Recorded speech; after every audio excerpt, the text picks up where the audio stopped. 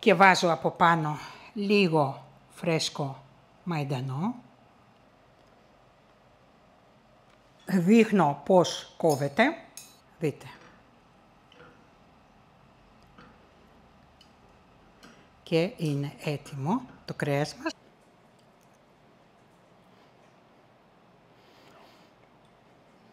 Τι να πεις. Πω. Καταπληκτικό. Λοιπόν, ό,τι και να πεις.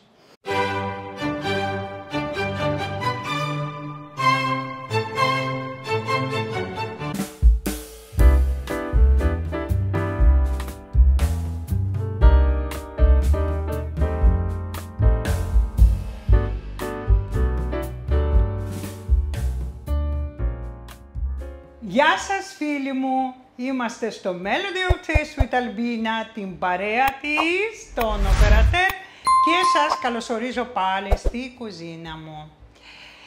Τι θα φτιάξουμε σήμερα? Σήμερα θα φτιάξουμε ένα καταπληκτικό, εξαιρετικό, φανταστικό γιαουρτλού με κοτόπουλο φιλέτο, το οποίο μπορείτε να πάρετε φιλέτο στήθος ή φιλέτο από μυρό του κοτόπουλου. Ό,τι σας αρέσει. Αρκεί να είναι φιλέτο. Καταπληκτικό φαγητό, δροσερό, καλοκαιρινό, χωρίς περιττά λιπαρά, το οποίο μπορείτε να συνοδέψετε με ρύζι, με τηγανιτές πατάτες, με βραστές ακόμα πατάτες, ακόμα και να φαγωθεί έτσι όπως είναι, με φρέσκο ψωμί, σπιτικό. Αυτά. Και για να μην πολυλογούμε, πάμε να σας πω τα υλικά μας. Φύγαμε. Για την σημερινή μας συνταγή κοτόπουλο γιαουρτλού θα χρειαστούμε 800 γραμμάρια κοτόπουλο ή φιλέτο στήθος ή φιλέτο από μπούτι, κομμένο σε κύβους περίπου 3-4 εκατοστά. 300 γραμμάρια στραγιστό γιαούρτι, 3 χρωματιστές πιπεριές, επιλέξτε ό,τι χρώμα θέλετε, ακόμα και ολοπράσινες μπορείτε να κάνετε. Μερικές ντομάτες στο τσαμπί, αυτές είναι πολύ γλυκές, γι' αυτό τις επέλεξα. Αν δεν τις έχετε μπορείτε να πάρετε 2-3 ώριμες μεγάλες ντομάτες. Μισό ματσάκι μαϊντανό, 3 σκελίδες σκόρδο, μίξ από πάπρικες, καπνιστή, καυτερή, γλυκιά, να είναι σύνολο 1,5 κουτάλι της σούπας. Προσοχή στη καυτερή πάπρικα, πρέπει να είναι λιγότερη από τις άλλες. Μαύρο πιπέρι, αλάτι, 3 κουταλές της σούπας ούζο, 70 ml ελαιόλαδο. Αυτά είναι όλα τα υλικά μας. Μέσα σε ένα μεγαλύτερο μπολ ανάμιξης βάζουμε όλο το κοτόπουλο,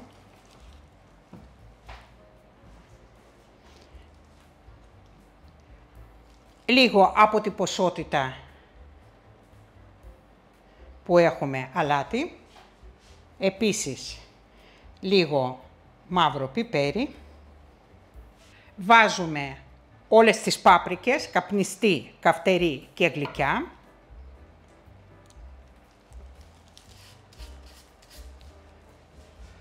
το περιχύνουμε με ελαιόλαδο, εδώ είναι 70 ml, δεν θα χρειαστούμε άλλο λάδι. Έχω βάλει γάντι, ανακατεύω καλά όλο. Αυτή είναι η μαρινάτα μας.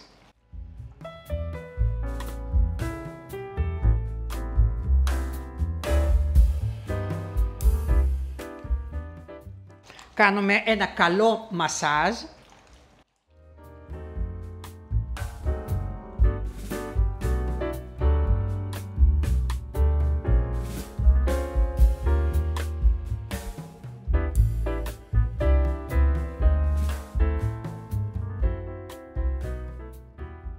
Κλείνουμε με μία μεμβράνη.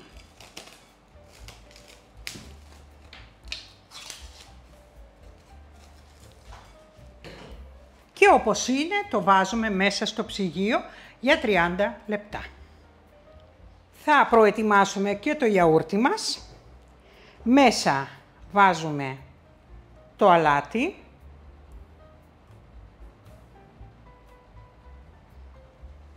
Το πιπέρι. Ανακατεύουμε καλά.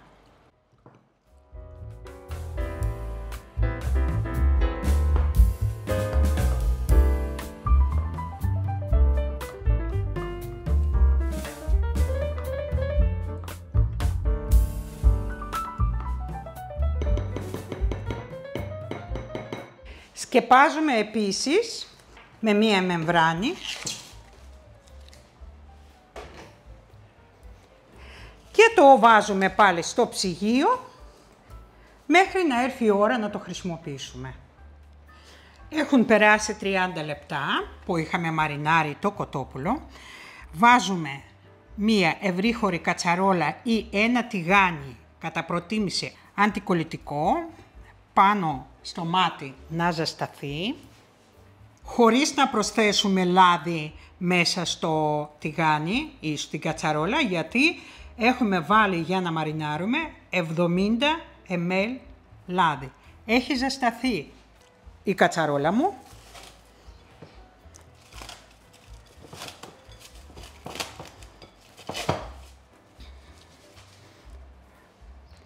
Αδειάζω μέσα το κοτόπουλο. Πρέπει να σοτάρουμε το κρέας από όλες τις μεριές, οπότε το αφήνουμε προς το παρόν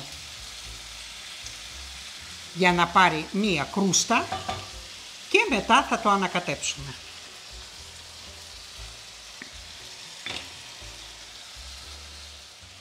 Έχουμε να προσθέσουμε επίσης το σκόρδο. Έχουμε 3 σκελίδες τις οποίες δεν θα τις ψιλοκόψουμε, απλά θα την πιέσουμε λίγο, θα τις σπάσουμε.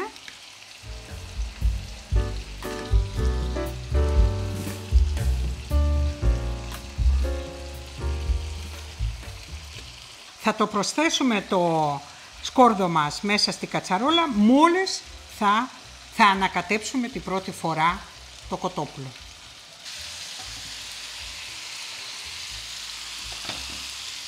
Πριν το ανακατέψω, βάζω ελάχιστο αλάτι, ελάχιστο πιπέρι, προσθέτω 3 σκελίδες σκόρδο,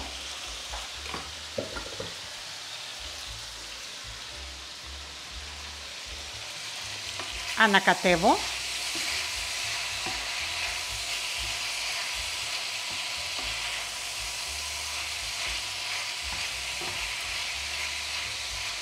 και αφήνω να ψηθεί 4-5 λεπτά, χωρίς να το σκεπάσω.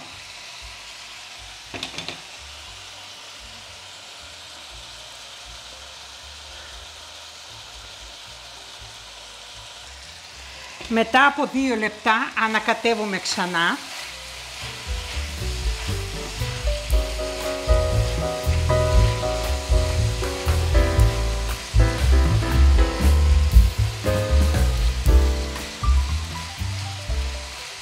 Καλό είναι με μία στρώση τα κομμάτια.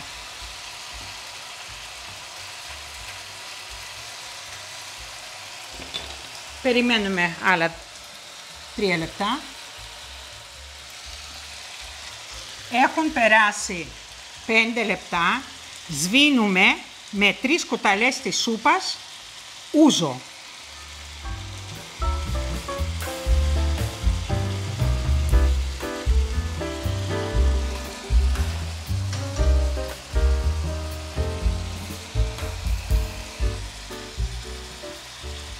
Αφού το σβήσαμε με ούζο, αφήνουμε 2 λεπτά να εξατμιστεί το αλκοόλ.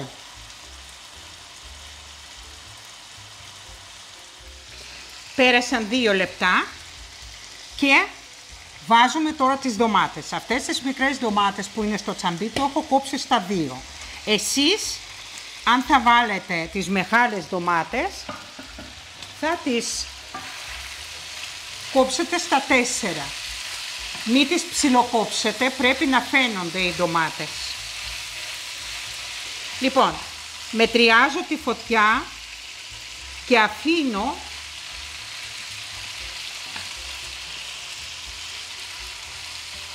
για 4-5 λεπτά να μαλακώσουν οι ντομάτες και να μας δώσουν το χυμό τους.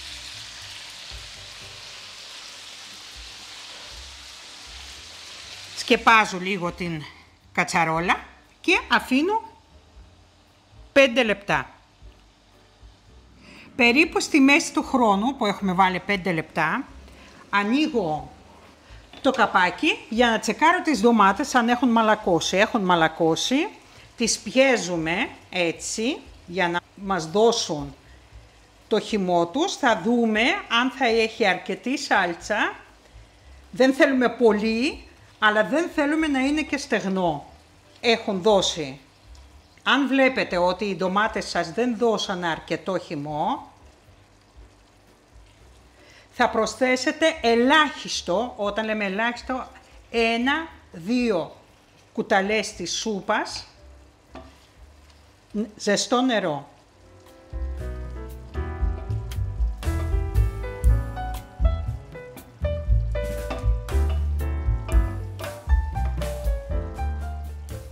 Εγώ δεν θα προσθέσω νερό, βλέπετε ότι έχει.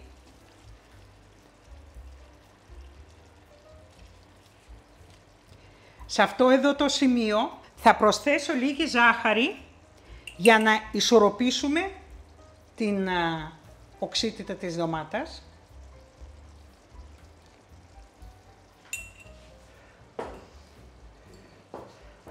Ανακατεύω.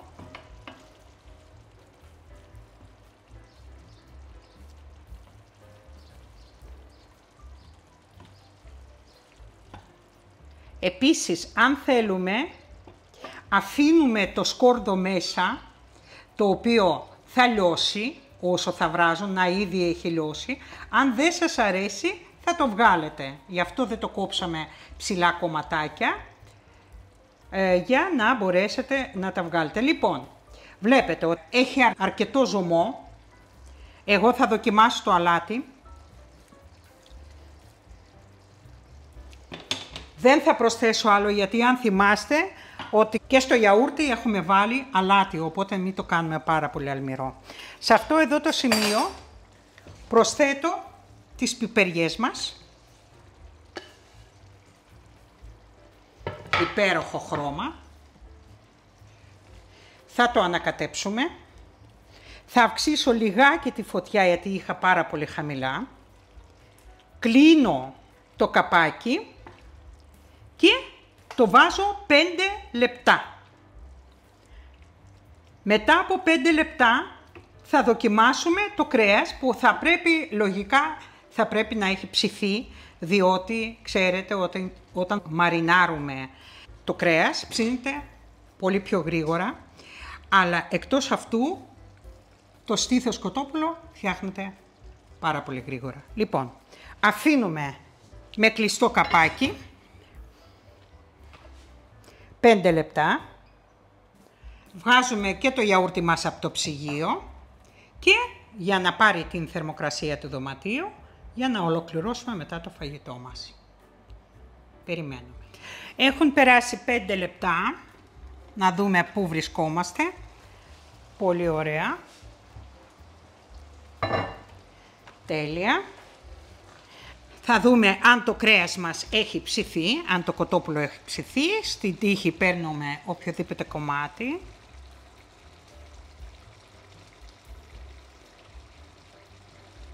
Έχει ψηθεί το κρέας μας, βλέπετε.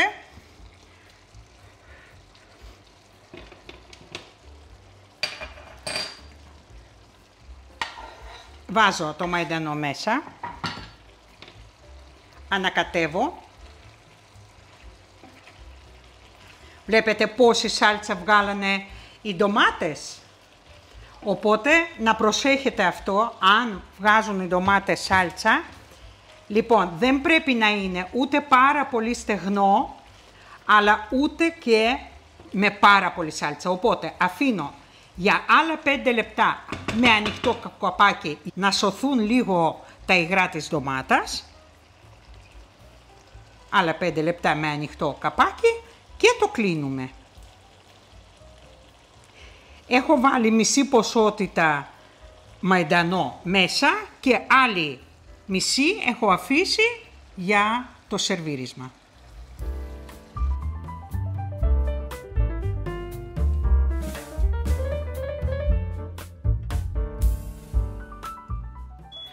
Έχουν περάσει 5 λεπτά. Σας δείχνω πώς είναι. Βλέπετε ότι έχει ελάχιστη σαλτσούλα, αλλά δεν είναι στεγνό.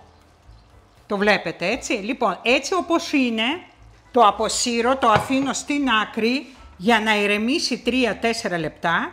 Για να ολοκληρώσουμε το φαγητό θα προσθέσω το γιαούρτι και για να μην κόψει πρέπει λίγο να ηρεμήσει το φαγητό, να κατέβει η θερμοκρασία.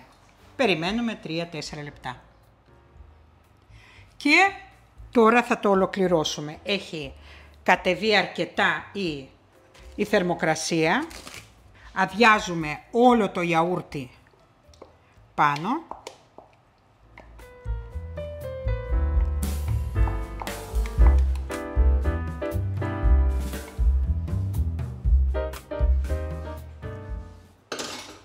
Και απαλά ανακατεύουμε.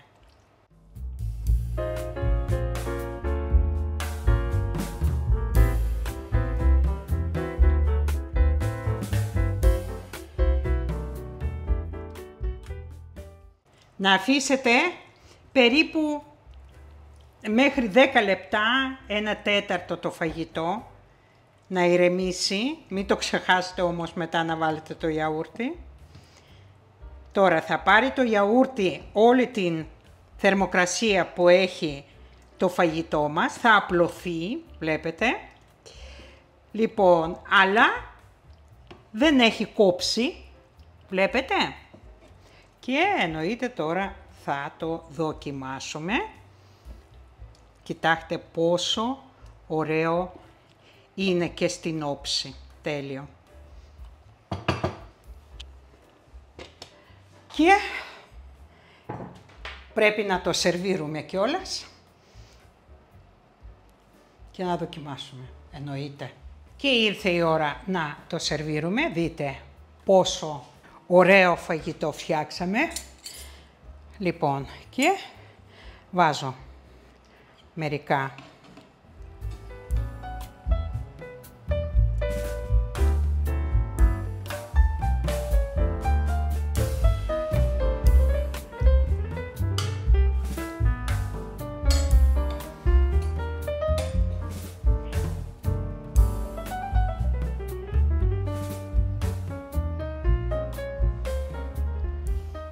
και βάζω από πάνω λίγο φρέσκο μαϊντανό.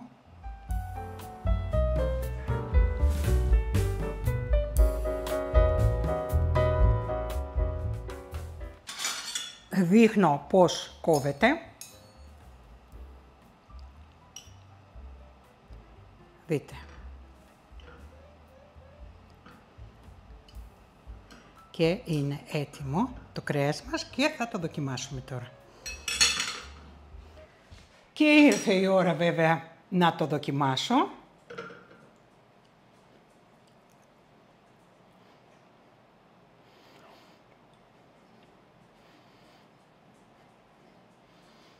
Τι να πεις.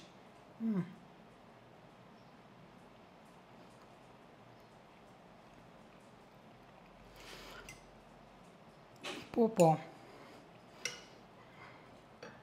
Καταπληκτικό.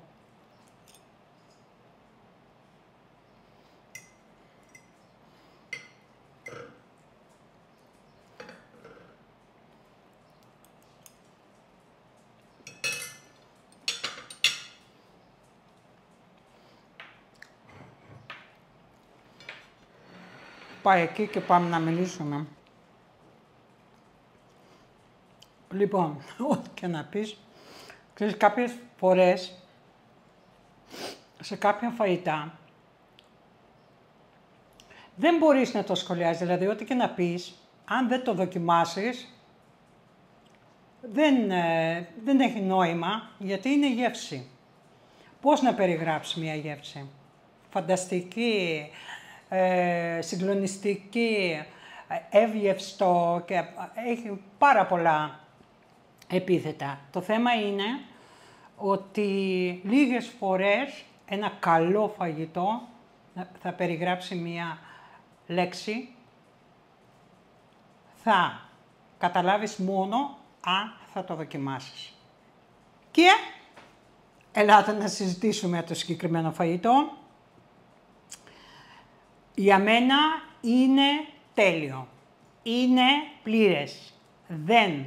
Δεν προσθέτεις, δεν αφαιρείς τίποτα απολύτως. Όπως είναι. Θα το συζητήσουμε τώρα αργότερα. Απλά θέλω να σας πω τώρα με τι μπορούμε να το σερβίρουμε. Βλέπετε ότι εγώ δεν έχω φτιάξει τίποτα άλλο. Εντάξει, εγώ σας παρουσιάζω ένα πιάτο ολοκληρωμένο, χωρίς γκαρνίρισμα. Ωστόσο, θα μπορούσε κάλλιστα να σερβιριστεί με πιλάφι, σκέτο ρύζι. Επίσης, τηγανιτές πατάτες θα του πήγαιναν πάρα πολύ. Επίσης θα του πήγαινε πάστα, αλλά πάστα, ξέρετε, τύπου φουζίλι, τύπου φαρφάλε, τύπου ριγατόνι, τέτοια. Δηλαδή τα κοντά, η κοντή πάστα, όχι μακαρόνια, ούτε ταλιατέλες, ας πούμε, δεν θα του πήγαιναν. Θα πήγαινε πάρα πολύ με το παραδοσιακές χιλοπίτες. Τα μάμ, θα του πήγαινε πάρα πολύ. Ωστόσο και έτσι όπως είναι, με ψωμάκι φρέσκο και τέτοια, να του κάνεις μια έτσι βουτιά εκεί, λοιπόν, θα το ευχαριστηθείτε δεόντως. Λοιπόν, αρκετά πικάντικο φαγητό. Γι' αυτό σας είπα στην αρχή ότι να προσέχετε πολύ την καυτερή πάπρικα. Ενώ σύνολο πάπρικες που θα βάλουμε, δηλαδή καπνιστή, γλυκιά και καυτερή, πρέπει να είναι σύνολο 1,5 κουτάλι της σούπας, δεν έχουν ίδια ποσότητα και τα τρία. Δηλαδή, λιγότερο που θα βάλετε είναι η πάπρικα καυτερή. Γιατί θα καίει μετά. Εντάξει, πολίτικο φαγητό είναι, οπότε θα καίει ούτως ή άλλως. Πολίτικο όταν τρως, άμα δεν θα τρέξει η μύτη, δεν λέει, το ξέρετε πολύ καλά. Τώρα, από άλλα μπαχαρικά, από άλλα καρικεύματα, δεν θα του έβαζα κάτι άλλο, εκτός λίγη σκόνη σκόρδο. Πολύ πιο έντονο, δηλαδή αποξηραμένο σκόρδο.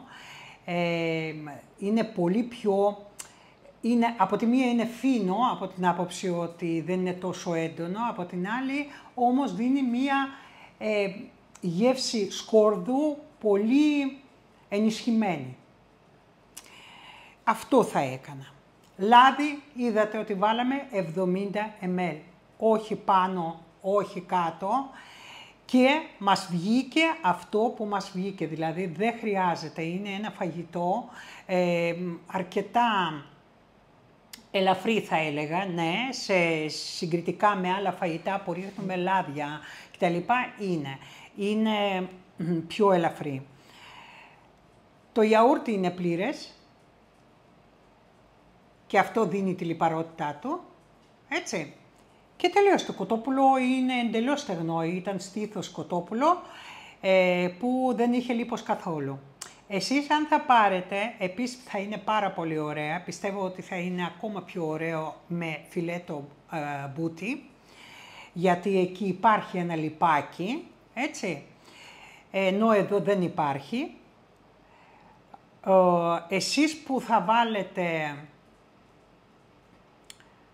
φιλέτο μπούτι, ίσως λέω εγώ, θα λιγοστέψετε λίγο το λάδι, να το πάτε στους 50 ml, εντάξει. Αλλά αυτά είναι όπως σας αρέσει.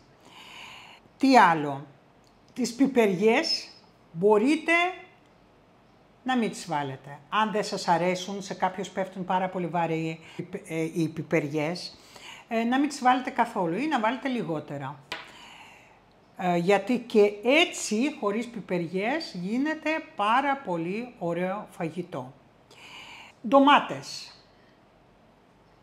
Άλλο κεφάλαιο ντομάτες, έτσι. Πολύ σημαντικό να είναι ώριμες και γλυκές. Πολύ σημαντικό.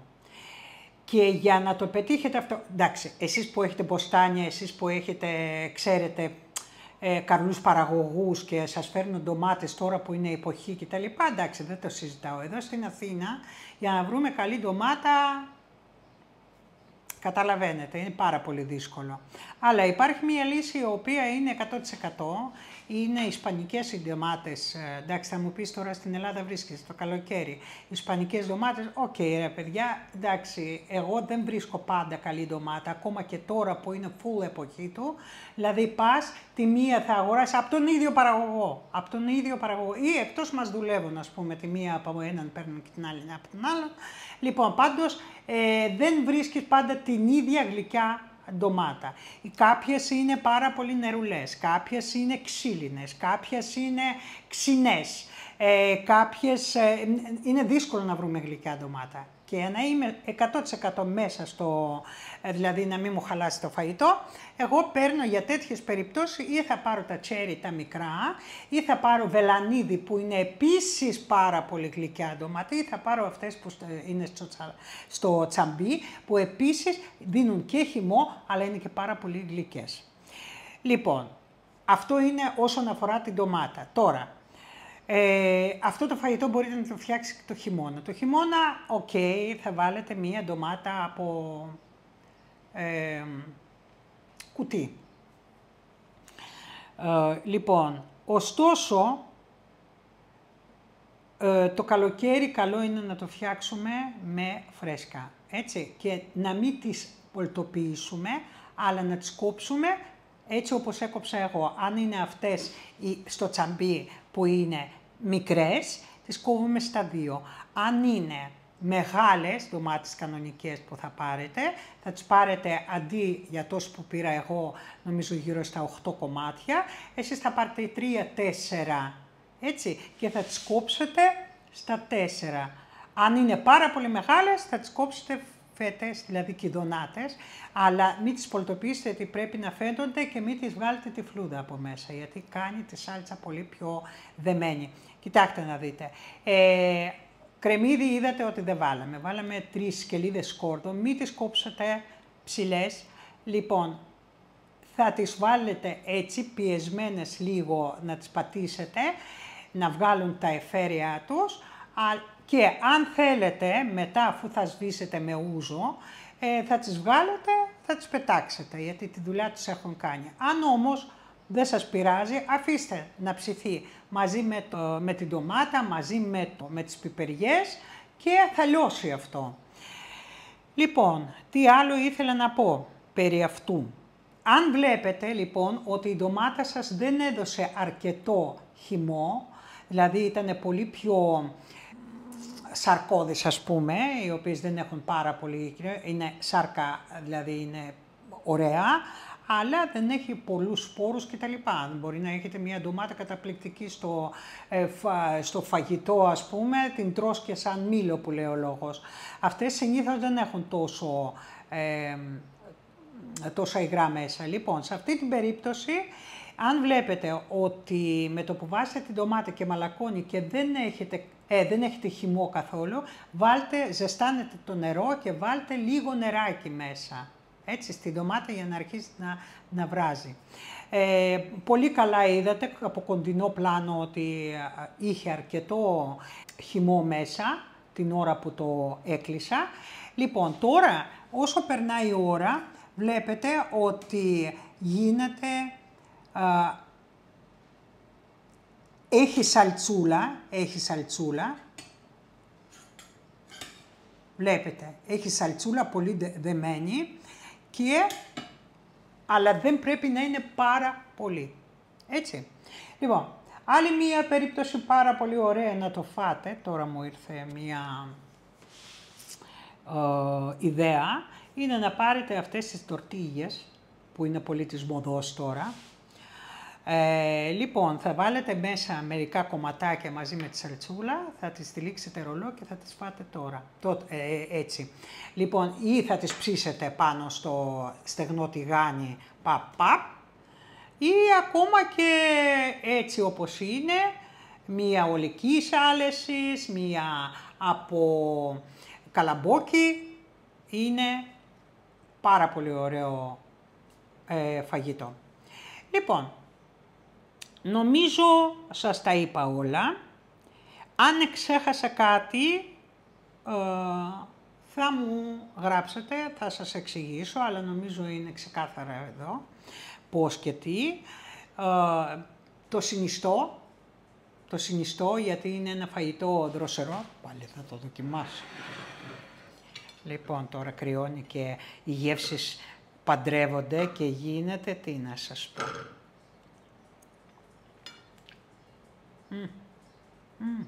Τώρα νιώθεις πιπεριά, τώρα αρχίζει που κρυώνει, νιώθεις τις πιπεριές. Καταπληκτικό. Καταπληκτικό.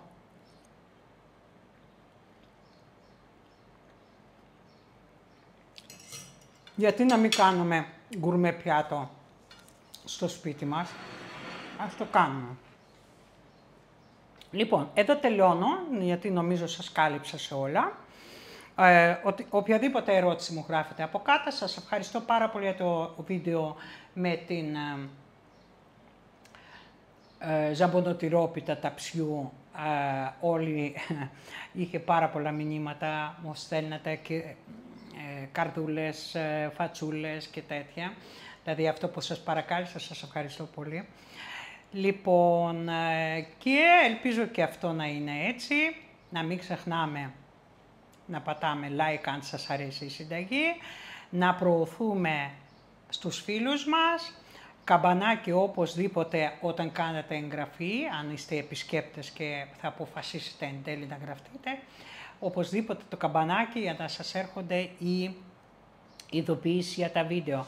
Λοιπόν, αυτό που επίσης ήθελα να πω, μία κυρία με ρώτησε, μία κυρία που με βλέπει από την Αμερική, με ρώτησε που μπορεί να βρει στα αγγλικά τη συνταγή. Λοιπόν, είδατε ότι αυτή τη φορά δεν έβαλα εγώ κάρτες με συνταγή, γιατί δεν είχα θετικά σχόλια, ούτε αρνητικά είχα βέβαια, για το συγκεκριμένο. Προφανώς δεν πολύ τέριαξε και δεν πολύ χρειάστηκε αυτό. Εγώ δοκιμάζω, βλέπετε.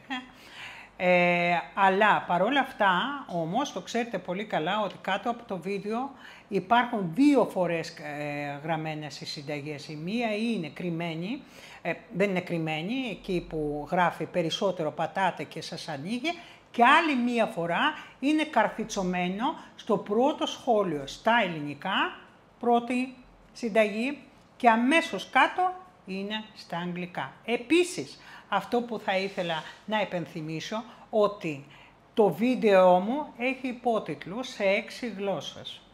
Είναι αγγλικά, είναι ελληνικά, είναι γερμανικά, γαλλικά, ιταλικά και ρώσικα.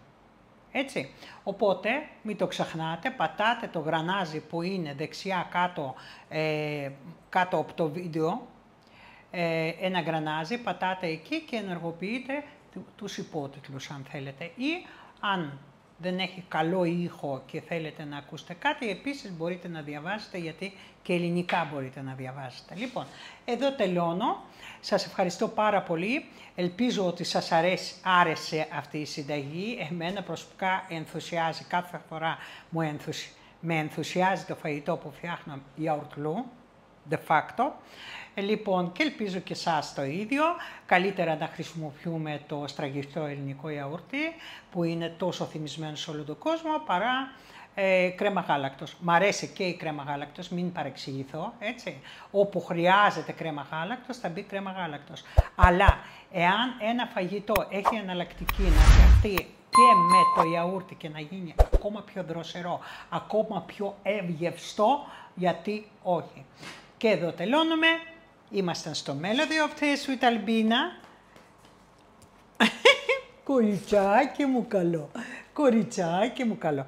Λοιπόν, την παρέα της Αλμπίνας, ο Περατέρ και η Λίζα. Καλό κορίτσι. Λοιπόν, σας αποχαιρετάμε. Να μου είστε καλά. Εύχομαι καλή εβδομάδα. Προσοχή στη ζέστη. Σας φιλώ πολύ. Γεια σας.